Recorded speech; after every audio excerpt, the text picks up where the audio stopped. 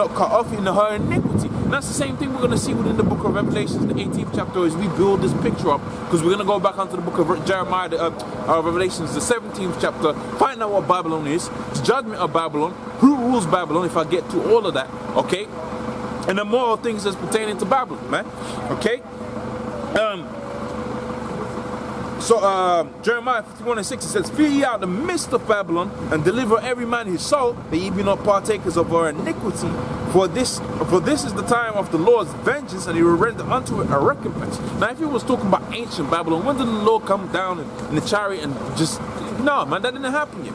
Matter of fact, when we go to the book of Isaiah, the 13th chapter, and you see the judgment that's being played out, you can see only a portion of the judgment applied to Babylon, as in Iraq. Okay, but to be completely wiped off the face of the earth, that pertains unto America, which is the new Babylon, the new city that rules upon the scarlet-colored beast. Hey, that's another question to ask, because the scripture says that what? That this great city, this was a woman, right? Now that woman set upon a scarlet-colored beast. Now, if Babylon was Iraq, the ancient Babylon, well, where's that scarlet beast? What's the breakdown to that? And that's questions people can't answer now. But if we apply the theories that you understand from the teachings of Great Millstone, who the red-colored beast was, okay, who the woman sits upon the beast, everything makes sense, man. It's consistent, okay? And that's what we're looking for when we're doing mathematics. We're looking for consistency, okay? Jeremiah 51:6, it says, "Fear ye out of the midst of Babylon, deliver every man his soul." All right, this is the time of the Lord's vengeance, and he will render unto her a recompense. Here's the point. Jeremiah 51:7 says, "For Babylon hath been a golden cup within the Lord's hand." So like I said before, you got it to where the Lord's the one that conducts who is the sale. You alright, yeah? Oh, yeah. Okay. You want to leave your number over there or something?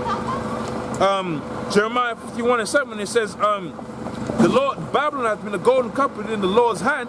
Okay, the Lord has made the earth drunken, all right, and the nations have drank up for wine, therefore the nations are mad. So now you understand that the Lord's the one that's conducting who's the deceived, who are the deceiver. Then you understand that the Most High is the one that's created Babylon to be the one that perpetuates madness throughout the four corners of the earth. Because ultimately this is all a script. You read these scriptures, they're a script. This is what's going to happen, okay? And who can resist the will of Yahweh Ba'ashim Yahushai? So he wants a certain play, an act to be acted out. That's what's going to happen upon the face of the planet, man. So the act that's being played out is what? Is that America was going to be the place of confusion being prepared, that's going to be set up upon the earth, and they was going to put forth so much confusion out there. But the end all, the judgment of that was that America was going to be destroyed. It's beautiful. It's beautiful. It's beautiful. Okay, so let's now go to the book of Jeremiah, the 17th chapter. Okay, Jeremiah, the 17th chapter, and this is the fourth verse. It says, "And the woman was arrayed in purple, scarlet, and decked with gold and precious stones and pearls, having a golden cup within her hand full of abominations and filthiness." This is the deceit. This is the deceivableness that the Most High has put onto this country that you call America. Okay, this is the philosophies that the Most High gave, all right, so that the left-hand side can be pushed forth and magnified, only that the right-hand side will trump that. So here it is, you go to where this great country of gold and purple and silk, they rule the earth and they rule in wickedness, but the whole earth is just on a low vibration. Now the Most High is going to set the opposite to that. Okay, he was going to set up Jerusalem. So they're going to be the new country of gold and silver and mirth and just happiness and joy. But the whole vibration of the earth was going to mirror that, man. Therefore, what's said within the scriptures is going to be fulfilled. That what? When the righteous are in rulership, the people rejoice. But when the wicked are in rulership, the people complain and moan. Oh, my knees, my blood, my back, all that, man. Okay, cancel all of these different things. That was because what? Because the wicked were in rulership, man. Okay, Revelation 17, and this is the 5th verse now. Okay, and upon her forehead was the name Mystery Babylon, because it is a mystery. Okay, you have to identify via prophecy who Babylon is. But after identifying through prophecy who Babylon is, then you can identify all kind of things within the scriptures, man. Okay, you can identify the meaning of all of these great mysteries within the scriptures after you get over that first head. Okay, this is Babylon. Oh, that's America. Okay, so then the beast must be this. Oh, so Esau must be this. Therefore, Jacob must be that. Just clicks into place, man.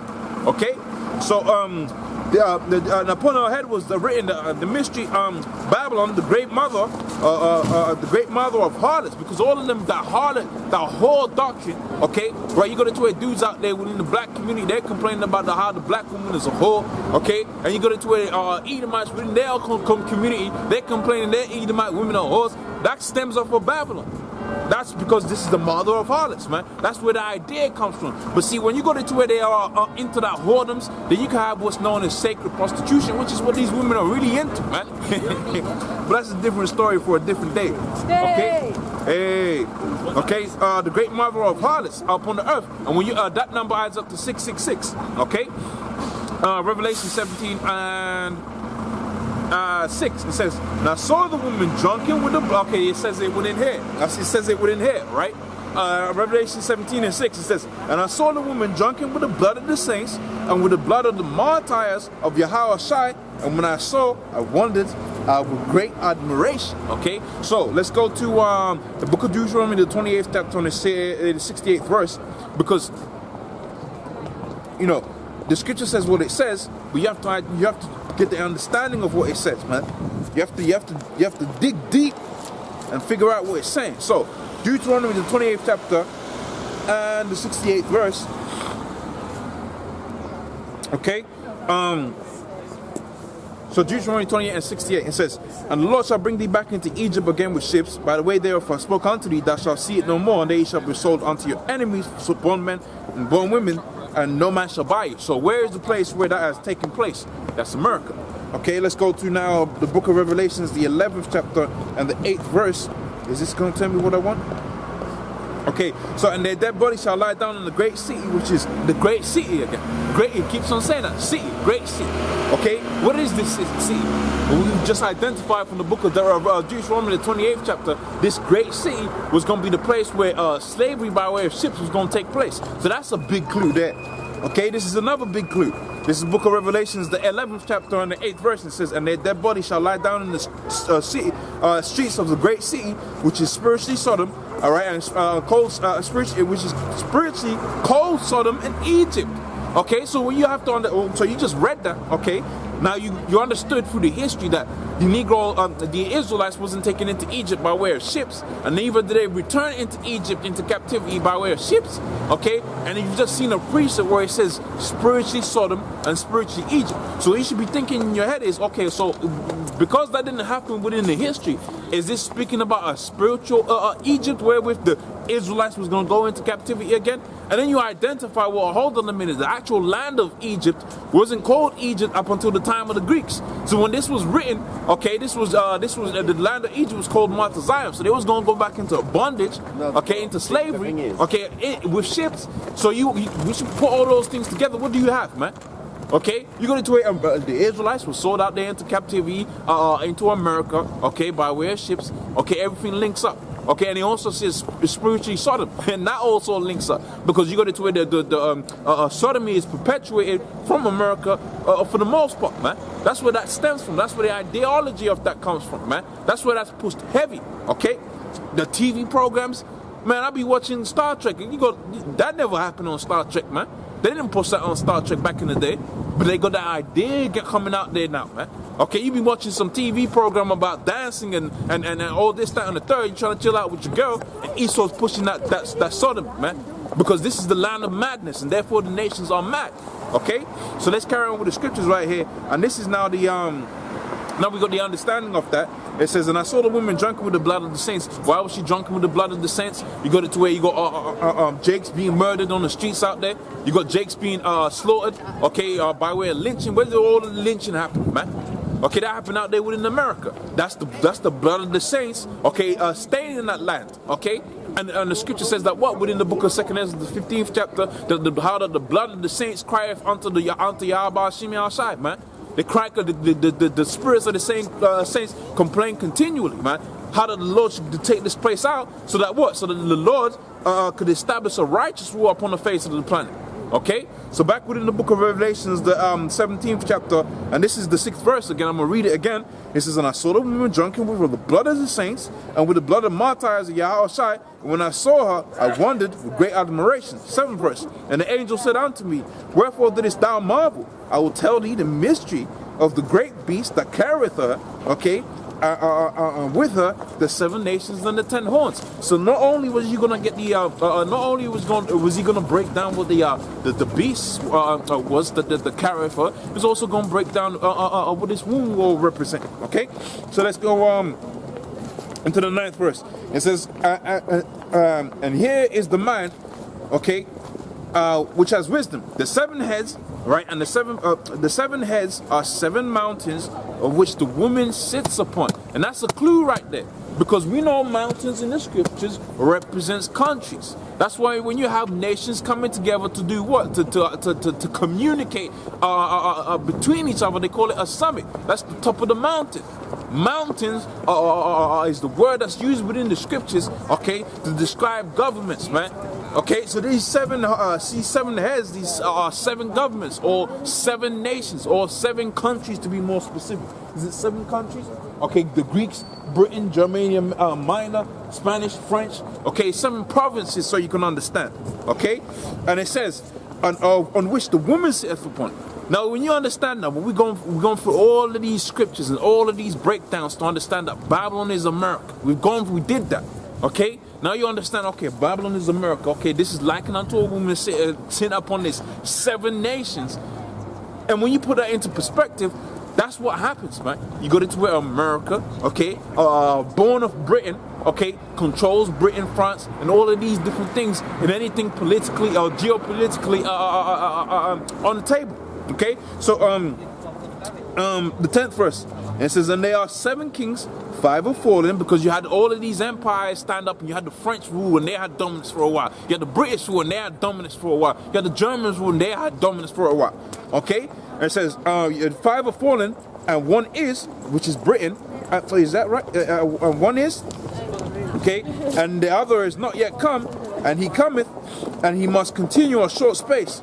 All right, and the beast, that was and is not, even he is the 8th, okay, and he is of the 7th, okay, because the 7th one was what? That was Britain, okay. But notice how it went from 7 nations, rather more 7 mountains into 7 beasts. Because why? Because when we go into the scriptures, it says that what? When you have all these nations have dominance upon the earth, they're beasts, right? So then you go into where the 7th beast, that's on the scene, and the British was what? It was likened unto a beast nation upon the face of the planet. You had the vast majority of the world just underneath the influence of the British for a long time, man. You got into it out there within Kenya. You got Indians living out there within Kenya because the British moved them, and they could go back and forth between Kenya, Britain, and their own country. Because why? Because you had that what was known as the common nations that the British ruled at the time, man. They was like unto a beast. They was devouring, and people forget the history. People forget the history. They're talking about ISIS and this, that, and the third. All of this madness, which was created by the CIA. They're talking about all of these revolutionaries. But how did Britain come to be to have this dominant currency that it's got right now? They did that through bloodshed, man. Okay, they did that through bloodshed. And that's the hypocrisy that Esau conducts himself with.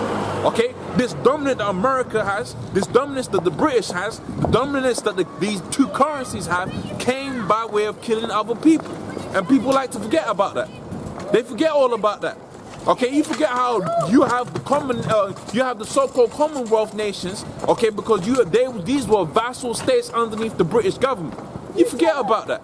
But now you go into some so-called revolutionary, okay, wants to blow himself up, and people get all crazy about that. Let's not forget they were set up by the CIA. Okay, but people want to go crazy about that. Okay, you raped and robbed and murdered all of these people in their own countries, man. Okay, but getting back onto the point, this is the 11th verse. It says, "And the beast that was and is not, he is the 8th, and he is of the 7th, and goeth into perdition." He goeth into destruction. Okay, and this is where it gets hot and heavy, because now we're gonna go into dealing with the prophecies dealing with the destruction, the perdition of America, the perdition of Babylon. Okay, and that's where things really become interesting, because you see how all of these nations gonna pit themselves against each other, how the schisms is gonna work out, and how they gonna through the friction and through the tension, how they was gonna mount up against each other. It becomes clear as daylight, man. Excuse me. Okay, right. So this is the 12th verse. It says, and the 10 horns which thou sawest are 10 kings, and they have received no power.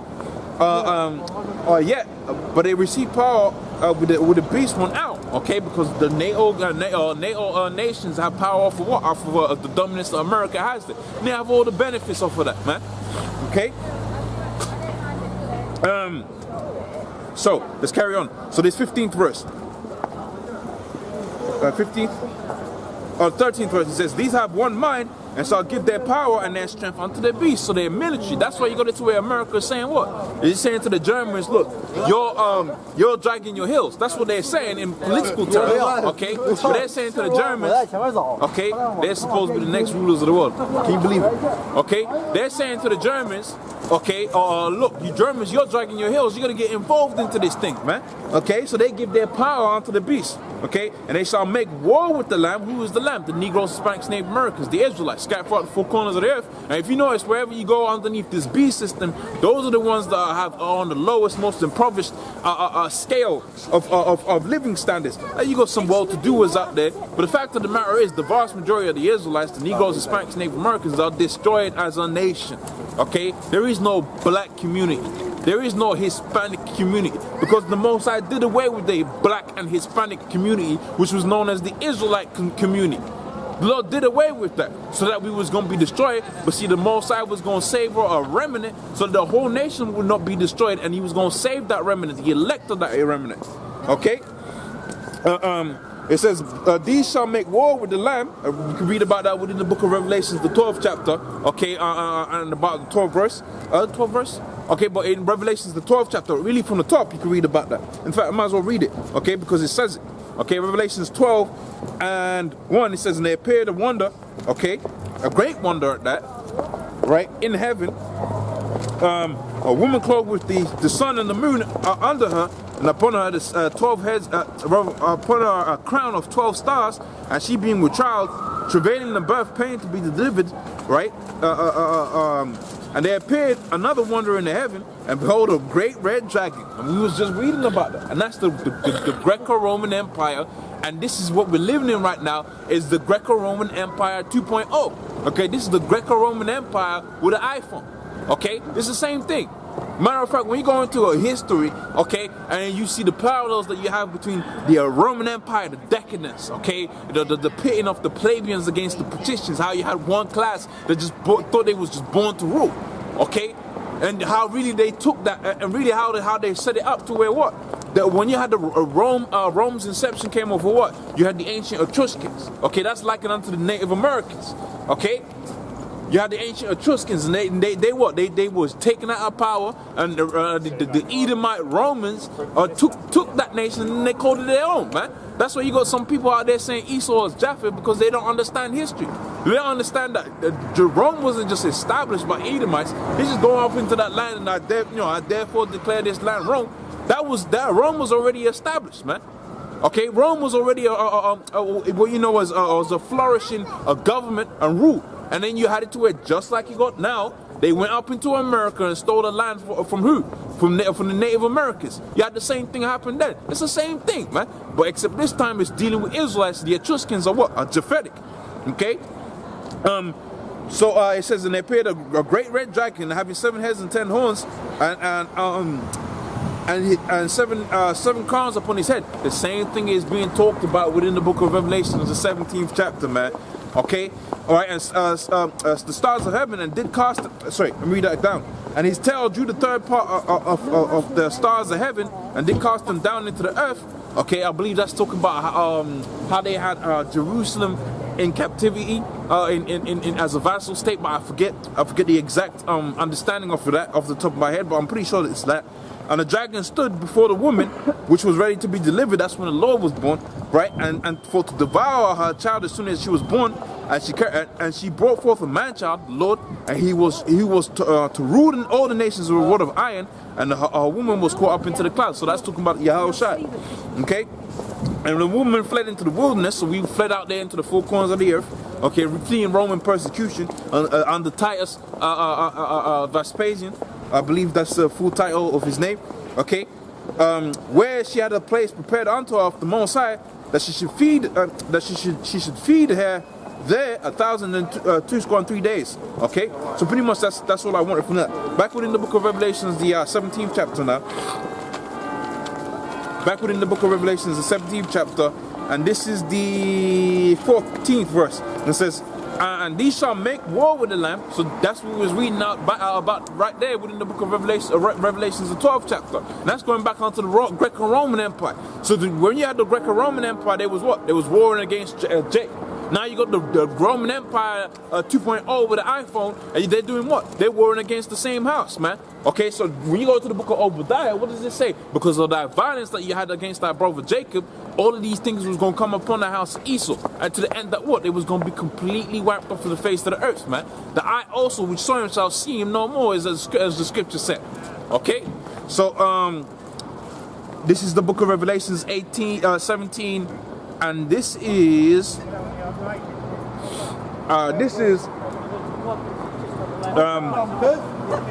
15th verse, and says, and he saith unto me, the waters which thou sawest, where the horse sitteth upon, are peoples and multitudes and nations. Okay, so all of these nations, okay, small nations and big nations. And the 10 horns which thou sawest upon the beast, these shall hate the whore and make war with the whore. Okay, so they're part of the same beast, but they hate the whore. Okay, put these things into light, man. They're part of this beast. Okay, they're part of Esau's power structure, but they really hate America. Germany is a part of the beast structure that is Esau. They're part of the resurgence, the rebirth of the Greco-Roman Empire, but they hate the American government. Okay, because why? Because America is going full throttle in an agenda that the Germans just want to sit back and drink beer and eat sausages, man. Because that's what these guys is all about. They just want to make cars, man. Okay? But see, now you got into America saying, look, stop dragging your feet about this. Let's go into it full on. Okay? The same thing applies with Russia. Russia is a part of this